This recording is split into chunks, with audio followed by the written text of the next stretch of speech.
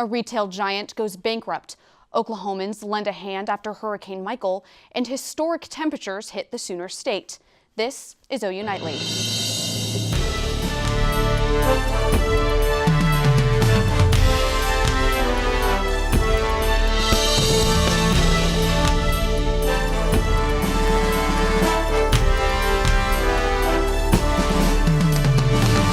Thanks for joining us for OU Nightly. I'm Nicole Nielsen. And I'm Cal Day. We begin tonight with the end of the line for a major U.S. retailer. Sears has filed for bankruptcy and is closing its stores.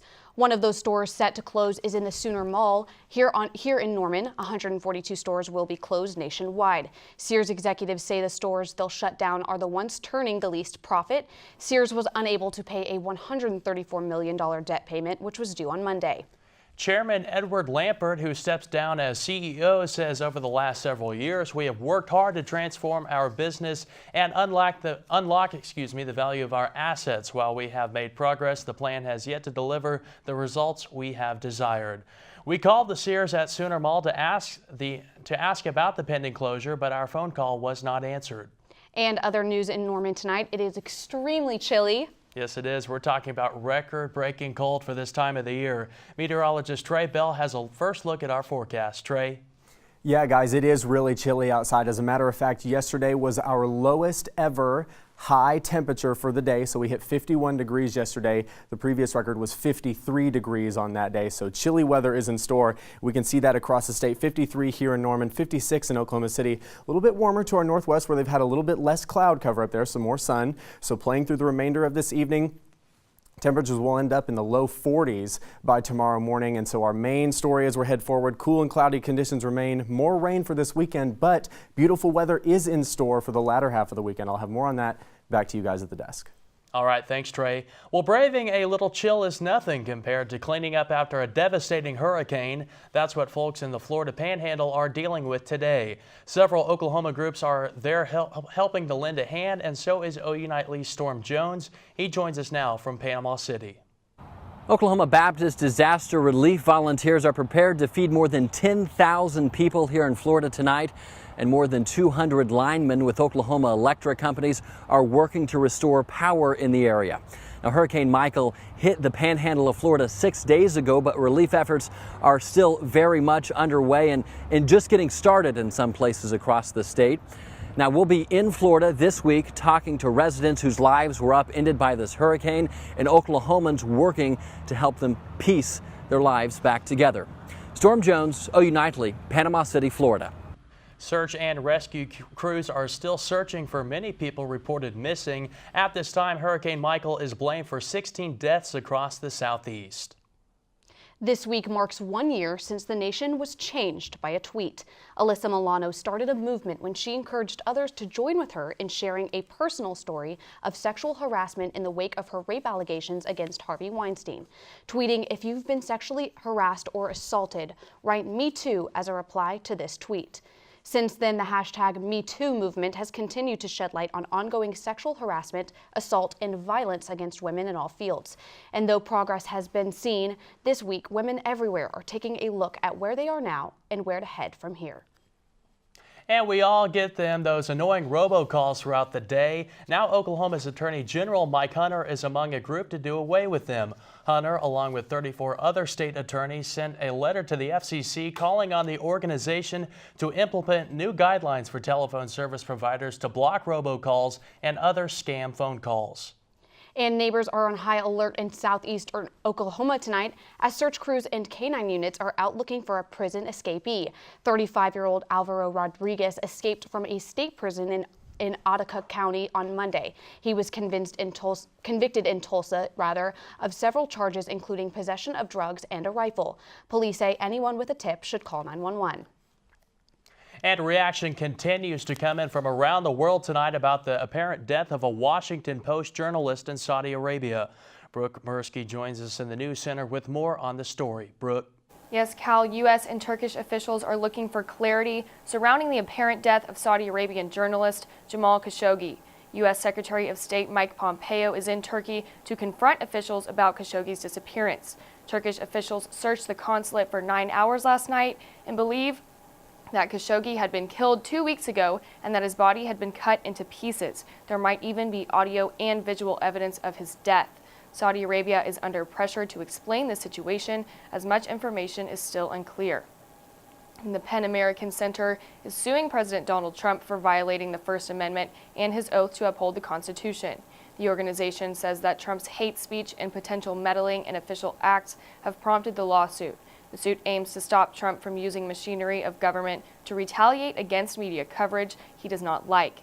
PEN acknowledges the president's right to free speech and criticism of the press, but says he should not be able to use the government's power to punish and stifle it. And a 13-year-old girl is still missing after her parents were found dead in their family home. A Wisconsin Sheriff's Department received a phone call on Monday from the house, but when deputies arrived, Jamie Kloss's parents were dead and Jamie was not there. Investigators have searched the area around the Kloss home, Jamie's school, and interviewed her friends. She is believed to be in danger and was last seen on Sunday at a family gathering.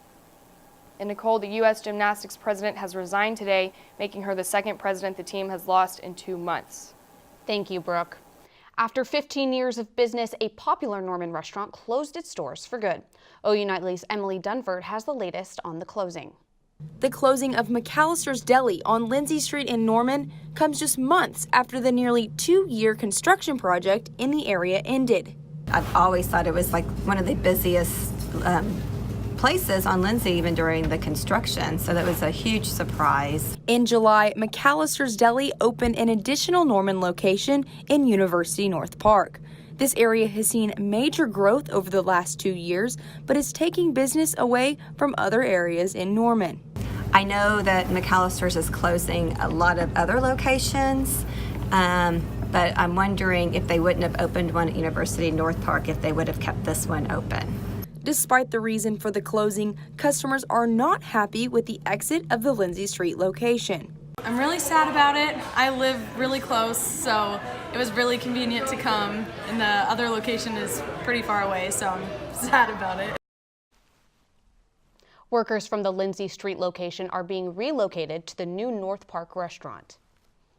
And the Apple Watch is getting an upgrade, how the wrist technology is looking out for your health.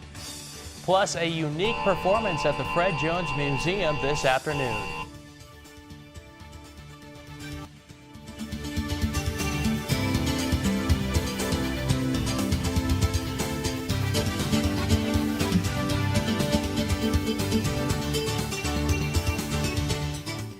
Welcome back. Well, if you needed another streaming service to choose from, AT&T and Warner Media are due to launch their own in late 2019. Though no pricing has been announced, the service is said to include TV shows, documentaries, animations, and more. And the world's first operational ocean cleanup system is set to take on the Great Pacific Garbage Patch. Mariah Conduff joins us with the latest. Mariah? Cal, a 2,000-foot long floating pipe nicknamed Wilson is set to clean up a giant floating trash pile between San Francisco and Hawaii that is twice the size of Texas.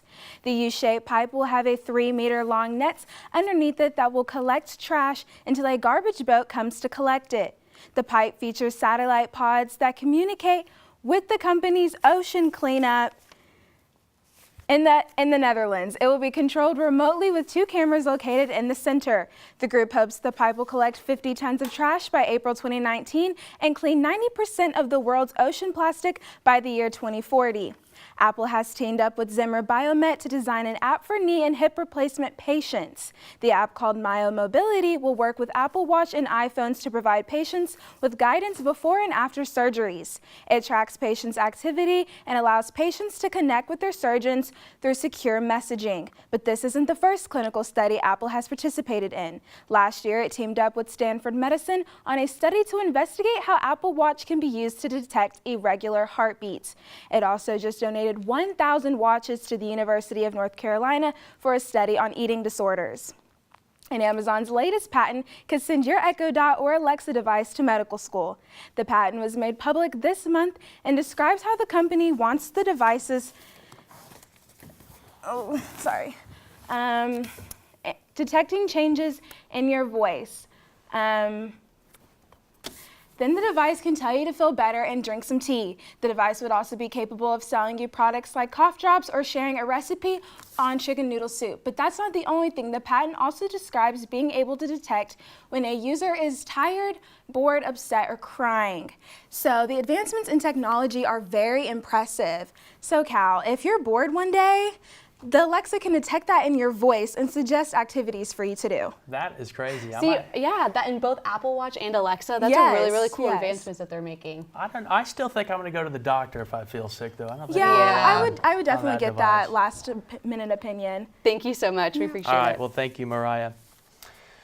And it looks like and sounds like it could be a scene from a horror film. Darren Kendall's art performance represented the 7 stages of Dante's Purgatory with a spin on the relatable.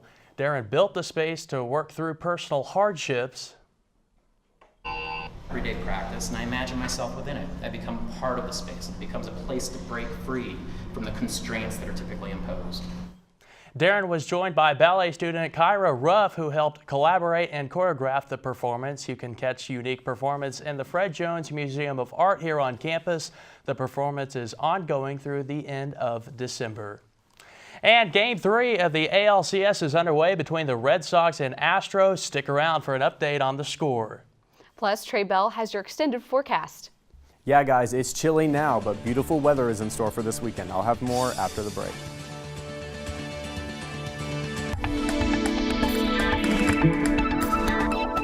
I'm Trey Bell. Welcome back to OU Nightly. Check out this incredible video taken earlier today near Austin in Texas. Incredible rains has caused incredible flooding that washed out this highway bridge. Just goes to show the incredible power of moving water. Definitely something you should always take heed of. Dangerous water. Look how fast that's moving. That could easily sweep you off your feet, sweep your car away. So never drive into flood water. So this is the reason behind that flooding down in Texas. Let's zoom in here and take a look. This is over the past several hours this morning. Notice a large swath of weather stretching across the entire state of Texas. That bridge incident occurred in this region here near Austin. And notice the extremely heavy rainfall in that region. So definitely a serious situation developing down in Texas. Back home, however, we're not dealing with anything like that. We have this low overcast sky. That's what's keeping our temperatures in the 50s, but nothing crazy like any flooding rainfall for this time. So let's check out how temperatures have behaved over the month of October. Notice the first half well above average, 80s near 90, and now yesterday a high of 51 degrees recorded in Norman. So definitely a transition month in terms of weather between the two seasons. And that's definitely evident for the first half of October. So this is future radar and satellite. Notice we keep this cloud cover for tonight into tomorrow. Northern Oklahoma has some clear skies, and we'll see some sun tomorrow as well. Heading into tomorrow evening into Thursday night, however, showers and thunderstorms will build into Oklahoma from the southwest, and that will continue especially into Thursday night into Friday morning. Waking up Friday morning, a large area of showers and thunderstorms will be affecting the state. Nothing in terms of severe weather, just some rain, maybe a few rumbles of thunder. So future winds are light now and will be for the remainder of this evening. And as we progress through tomorrow afternoon, winds pick up a little bit out of the northeast, but light winds are mainly the story, and that will continue at least for the next several days into Friday morning. So lows tonight, 44 here in Norman, 44 in Oklahoma City. Day pointer tomorrow, so sunny skies for the morning. Rain returns in the afternoon with 60s for a high, 63 for a high in Norman. And that 2-day forecast, cloudy skies stay with us, but beautiful weather is in store for this weekend. Highs in the 60s. Sunny skies will also return for this weekend, so we just got to stick through these next 3 days. Beautiful weather is in store. Yeah, good news. It's been too cold here. Definitely. Appreciate that. For sure. Thank you, Trey. Well, as temperatures decrease, OU housing and food staff have raised concerns about pipes bursting and flooding in residential areas around campus. The department believes students not having the right information for what to do in case of a pipe burst is the main issue. For this fall semester, students will have new sources of information regarding pipes maintenance. Campus and food send us emails and sometimes remind us to keep our temper start at 70s. As for now, OU Housing and Food hopes students will respect the new rules and in this way not only prevent damage to the facilities but also guarantee a safe environment for students. And the preseason is in the books as the NBA finally tips off tonight. That's right. Sydney Forsee joins us as the Oklahoma City Thunder head west. That's right, Cal. The Thunder play the Golden State Warriors tonight in Oakland as the NBA season tips off. I'll have more details on that game, and next, sports is straight ahead.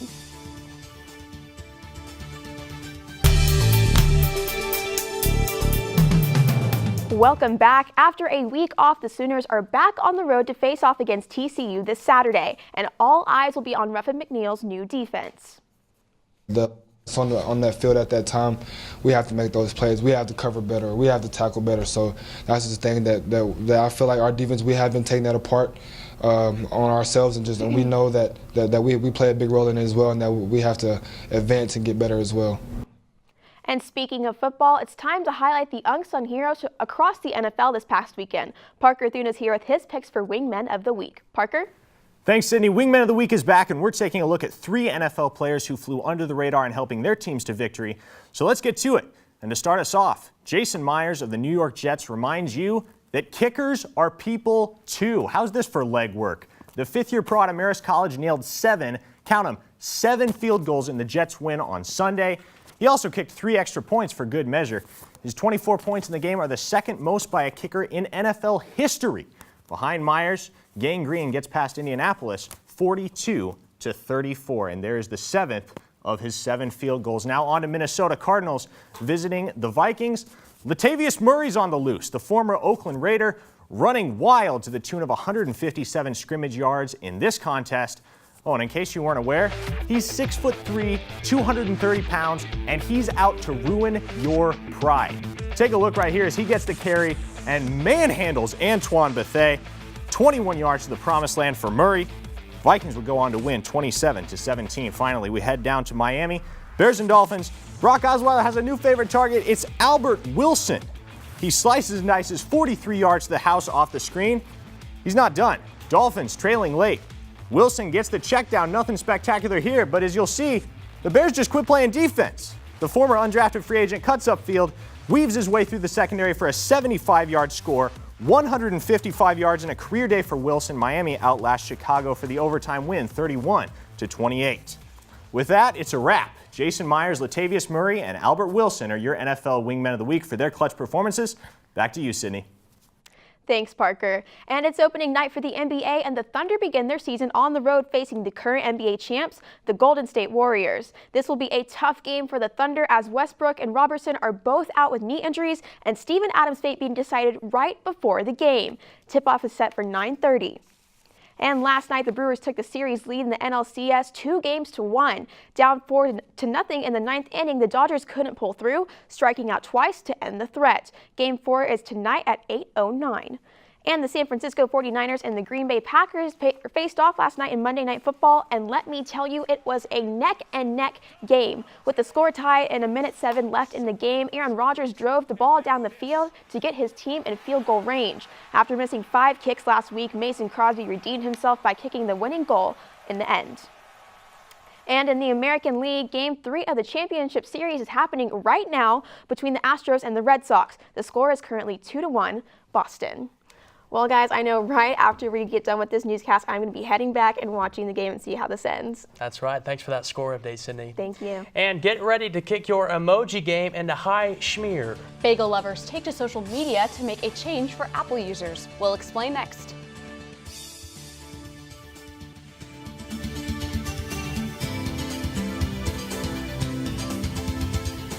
I'm Candace Coonrod at the Update Desk. President Trump spoke on the phone today with Saudi Crown Prince Mohammed bin Salman. The pair discussed the investigation into U.S. journalist Jamal Khashoggi. The Crown Prince denied any knowledge of the events that took place in Turkey. The Turkish authorities claim to have evidence relating to Khashoggi's death. Back to you, Cal and Nicole. All right, thanks, Candace. And the controversy erupted when Apple put out an emoji depicting a rather plain-looking bagel without cream, cheese, or any other kind of spread. And as usual, the internet responded with a resounding OMG. Social media users weighed in while Philadelphia cream cheese itself came to the rescue, launching a Twitter poll and a change.org petition.